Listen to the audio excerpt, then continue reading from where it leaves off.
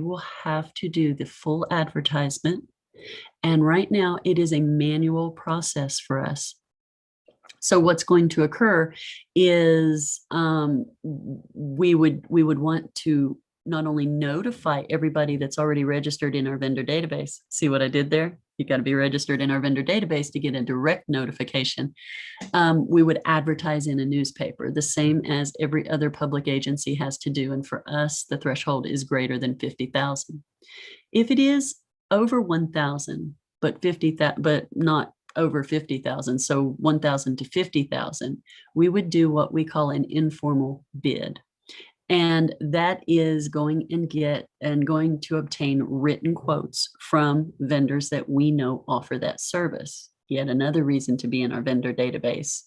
If it's $1,000 or under, we are not required to do any type of special process, but the buyers are required to vet pricing. And sometimes that means that even on low dollar items, we may request quick quotes or verification quotes before a purchase is made.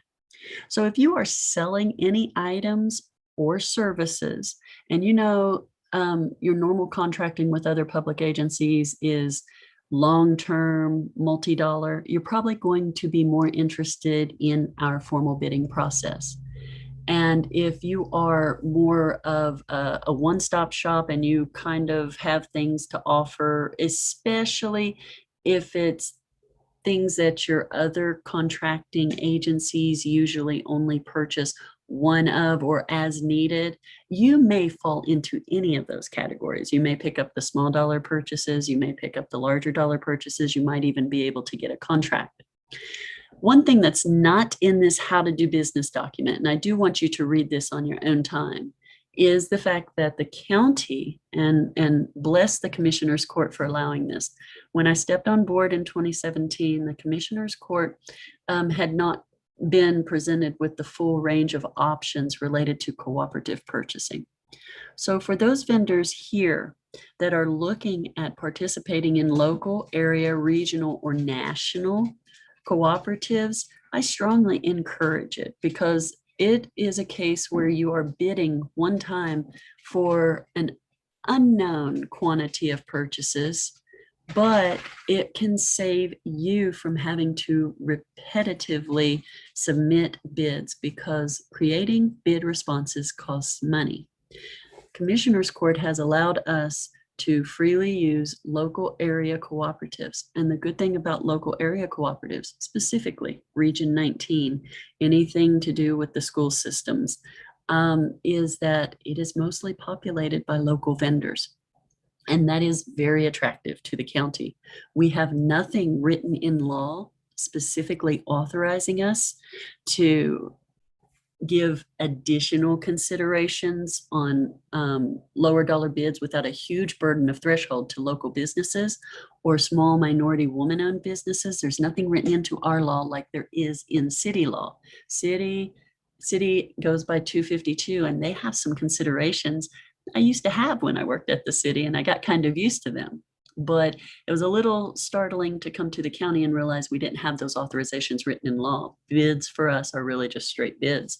Sometimes using the cooperative allows us to ensure that we're at least using a local vendor. And so we do view a lot of cooperatives. I see someone has a question, and because I'm using a single screen, it's actually easier if I can answer the question at the end. And Linnea will help me make sure we don't miss any of the questions.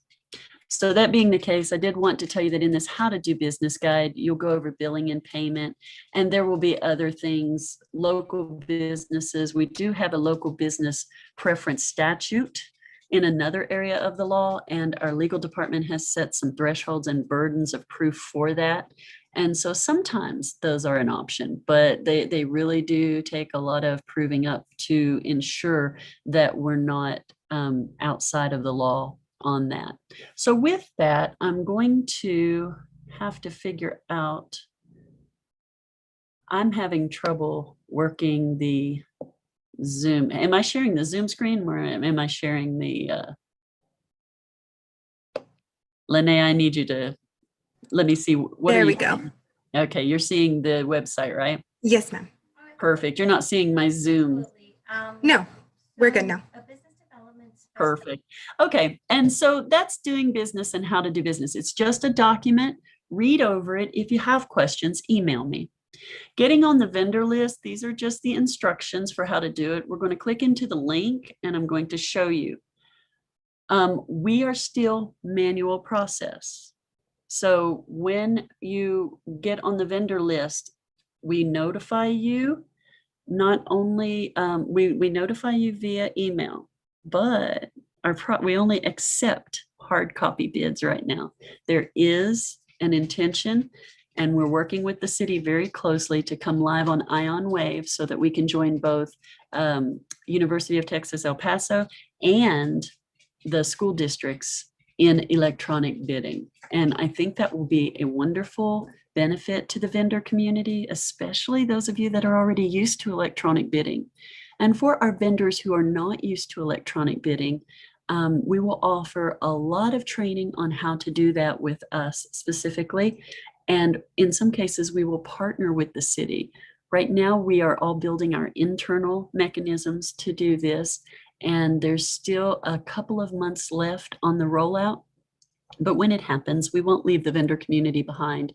And the plan is to work with both the Greater Chamber and the Hispanic Chamber and make sure that vendors have access to the training, even if we're taping the training and walkthroughs about how to do electronic bidding. So if you're not used to electronic bidding, don't be scared. We're gonna basically hold your hand all the way through it until you get used to it. And if you're a vendor that's already used to electronic bidding, this will probably be the greatest thing since sliced bread because you're already saving money by submitting electronic bids with some of the school districts and possibly UTEP. That being the case, getting on the vendor list is important, but I do want you to realize that our policies will also change in accordance with that. And I just want you to kind of see what's on this website, because a lot of people don't realize we've put so much information out there. We've changed the face of both internal and external purchasing, and getting the information out to our vendors is super critical. The list of bids, that is the thing that most interests folks when they go to our website. And if you look, all that pink stuff is due to COVID. That will go away when we are no longer in the midst of COVIDing. And for those of you that are out there, I hope you're still staying very, very safe. If you look, the current list of bids is always there. So if we are in fiscal year 21, and we are, our fiscal year begins on October 1 and ends September the 30th. So this page changes to the current fiscal year on October 1 of every year. Any current bid is out there. And I want to show you what some of this means. You can find out what the specs were by clicking. You can also see addenda, and you can also see any additional types of documents that we've put out with the bid. You can see a physical description of the bid, and you can also directly contact the the staff member who is responsible for that document. If there is a bid tab and it has been awarded, you may click here and it will open up, and I'm going to show you what that looks like. And so we have, if you see a link there, that means there is something there for you to view. And let me see if I can get that closed back down. And so we're back. Zoom is very hard for me. For those of you that don't know, I'm not a Zoom person, I'm a Teams person. And we were talking about that this morning. And so I'm a little bit clicky rusty and clicky on Zoom. So just forgive me for that. But you can also see to the right if it was at all awarded and what the status is. So for instance, on alcohol monitoring, if you look at that one, you will see that it is opening April the 8th, so it has not even opened yet, whereas some of the ones later than it have already closed and they've already been awarded. The deadline for questions has passed, so we are past the initial part of the process, and no in-person submittals are allowed. When an item is opened, it says responses under review, and when it's awarded, it will tell you the date and who it was awarded to. So all that information is publicly available. If you want to see, let's say we currently have a contract for something that you're interested in purchasing. If you would like to see older bids, at the top of the current list is archive list of bids. And if you click on that, we have kept tons of them in there. You will see an evolution of our bid specs and how the county's thinking towards contracting, and the fact that the county's embraced large scale contracting to a much greater degree than it used to. But yeah, I would not go back further than 2018 if you want to look at good specs that would still be in use. But it lists everything formally that we've sought via solicitation. And it's also a good way for you to learn the county's language and how we might view that type of process. And so with that, I'm going to go back to there.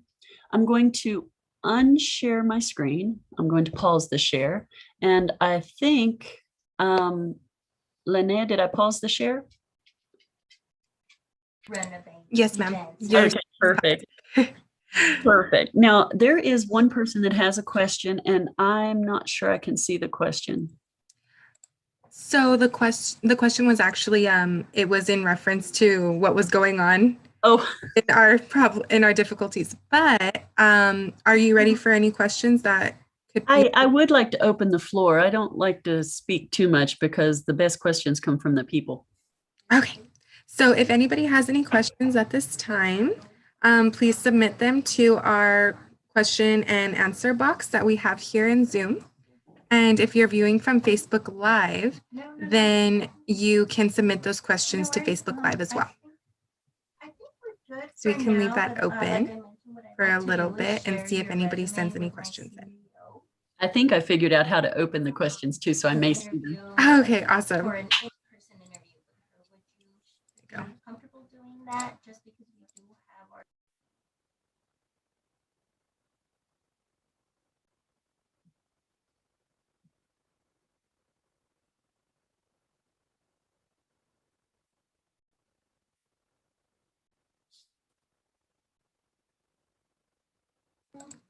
Okay, so I don't think that there's any questions that have been brought in. Did you have anything else that you wanted to add? I would like to talk a little bit more about just the basics of approaching the county in how to do business. I understand that it can seem a little overwhelming when you are a business and you've got a great product to sell, and then you have to learn the school district's way of doing things. You have to learn possibly the university's way of doing things, and the city's way of doing things, and the county's way of doing things. And that can be very overwhelming. And heaven forbid you have to try to learn the military and federal way of doing things. And that's because everyone is covered under a different set of laws. And although basically we're doing the same thing, over the course of time, the legislature has seen fit to restrict certain agencies in how they can do business and expand certain agencies in how they can do business. There are things the county can do that the city cannot do in its procurement practices, and vice versa. There's things the city can do that I think are a wonderful addition to the procurement toolbox, but I don't have the ability to do those. So let's talk about what you might see coming out of the county as far as a formal solicitation. We have the option of sealed bids, and we have the option of RFPs. And a sealed bid is where we know what we want, and you, the vendor, are invited to prove that not only do you meet the minimums, but that you have the lowest price with meeting the minimum standards. And that is pretty much open competition. And I think most vendors are probably used to that. However, there are professional services, and there are certain types of services that are procured using what we call a request for proposal process. And if you see that, please notice that the difference between request for proposal and sealed bid is that the sealed bid is decided by the vendor with the lowest price meeting the minimum requirements. Request for proposal is very subjective based on the needs of the agency offering that request for proposal. And price is only a small part of it, and it's negotiable. And that is the basic difference. RFPs are much more complicated, and there is a different burden of proof on a vendor. So if you are interested in learning how to submit an RFP, not only for the county, but in general, and just some things to look at, I'm almost positive, Linnea, that I could put together a 30, 45 minute, just quick synopsis class, like a 1 hour power training on what vendors can look for when they want to submit either sealed bid, just some basics, or RFPs, and just something like a checklist that would help them. The other thing I'd like to remind vendors is that, especially in times of COVID, what you may be seeing is a lot of emergency type purchases. Those are authorized in county law, and there's no getting away from them because they are time sensitive. So the Commissioner's Court has a huge latitude to award based on the needs of the county. And we do still vet everything. So if you have projects or if you have products that would lend itself to helping us solve COVID, Andy, I don't know if you're in, but please contact Mr. Andres Chavez, and he can help you get into our registration database, which is how we find you when we need things. That being the case, there's also things we can purchase and ways we can purchase, like professional services. There's exemptions for that, and there's also different requirements than sealed bid or RFP. And there are also some cases where you might be the only vendor that provides it. And just because you tell me you're the only vendor that provides it doesn't mean that necessarily makes it so. But there's a series of proof steps we can take that will help us determine if perhaps you are a single or a sole source vendor. Pretty much, if you have a patent or a copyright or a trademark on something, you may be sitting in a single or sole source situation. But if you suspect that you are a single source vendor, please contact me. And especially if we go out for a bid on something and you think you hold a registered trademark or a patent on it, please contact us and let us know.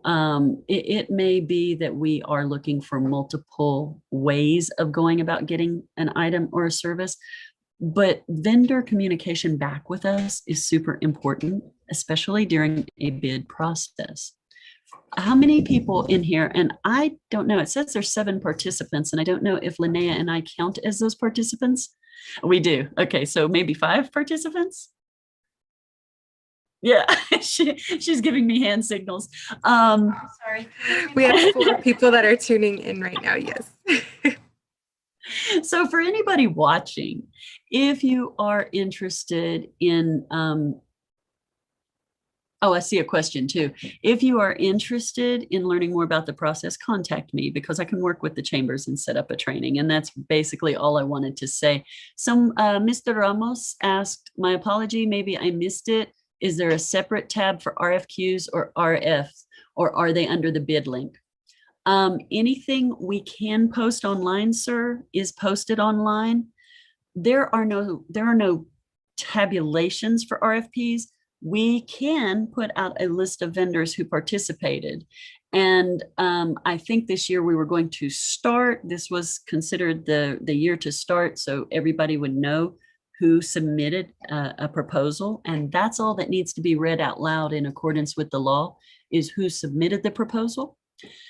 And so I think we should probably start posting that. And if I'm reading your question correctly, that'd probably be a very interesting thing you'd like to see. Although there's technically no bid tabulation because everything is negotiable. And so once the proposals are in, they are scored and evaluated by weighted matrix criteria. And the winners are ranked by their overall scores. I hope that helps a little bit, but no, you will not see a bid tabulation per se like you see in a sealed bid, which we do post. You will not see those for RFQs or RFPs. Oh, he said, thanks, that would be helpful. So what I'm hearing you say is when you go to the site, you would like to see all the vendors who submitted a proposal and who we read aloud in the bid opening itself, right? Yes. Okay, that's something we can start doing. And we may even go back, and since we're not that far into the year, it may be something that we can put on the website, even for the ones you're looking at now that have already opened. I may not have answered the questions that the vendors have for doing business, so I'll take even more specific questions if you have them.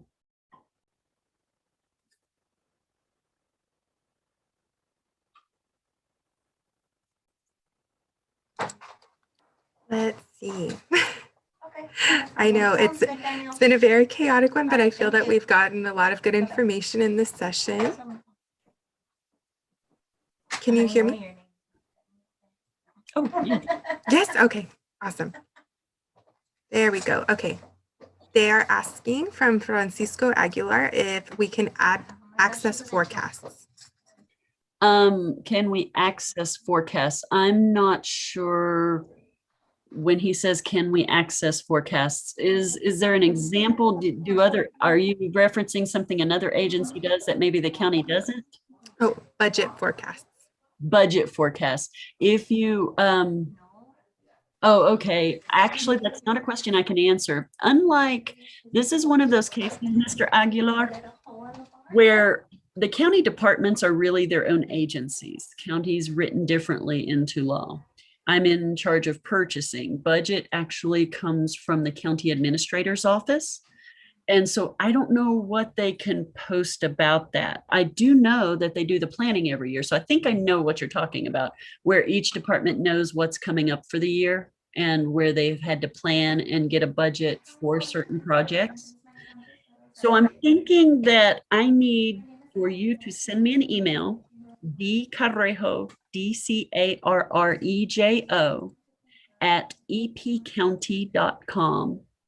And you need to ask me that question so that I can get with our budget manager and find out if they may already be posting those items, and I'm unaware of where they are posting them, if that makes sense.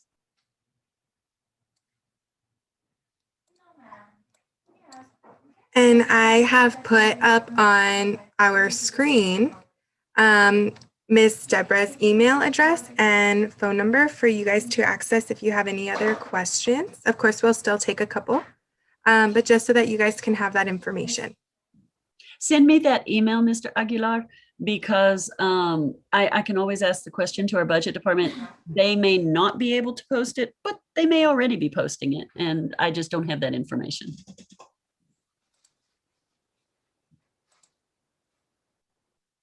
Okay, let's see. I think there is, oh, there we go. He said that he will be sure to email you. Perfect, perfect. Okay, awesome.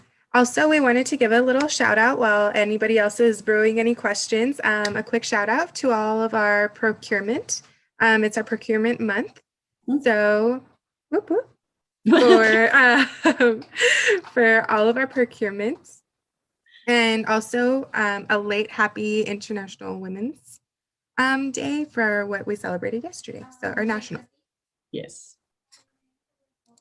So let's see if there's any other questions. I'm going to check, and I don't believe that there is. So we'll leave it open for another minute or so, and then we'll just have some closing. Oh, he said, thank you for the information. We'll be emailing. So Awesome. Yes, no, that's great. Okay. Did you have any other final things to share? Basically, if you have a question, ask. Yes, I will admit right now we're being pulled in all directions.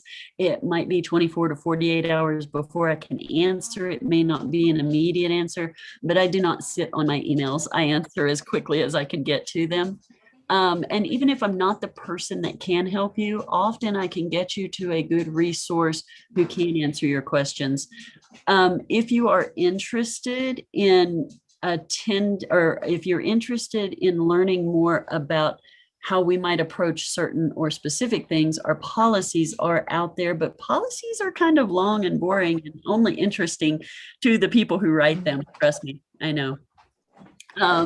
But yes, me or Andy will answer your questions if we have the answers, and if not, we'll go and find the answers for you. Point is, get registered. Click on that registration link on the email. It says, on the website, it says become a vendor, and just fill in your information. It's a 2-step process. Once you fill in your information, you will get a confirmation email, and then it will send you a reminder to go back in on the second step and put in the commodity codes. Commodity codes are important. I know you've heard this. We use the NIGP commodity codes. And please try to put as many commodity codes as suits your business. I would recommend against just putting all commodity codes in, or you're going to get notified about things you have no interest in whatsoever, and that tends to overload your email box. But other than that, if you have problems or you don't know what commodities might fit you, or you're a newer business and you're still getting into the hang of how to set your commodity codes and figure out how to market yourself to public agencies, give me or Andy a call and we'll get you to somebody who can sit down with you, even over the phone, and help you with that. Yay, awesome. Thank you. That was a lot of good information, and I feel that even I'm ready.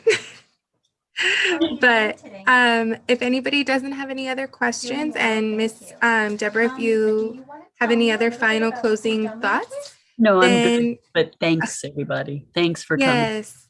Thank you everybody for tuning in and being patient, yes, with us. I know we had a rough start, but thank you all so much for, again, giving us your patience and your time. And I hope that you guys all have a great rest of your week. Thank you. Thank you.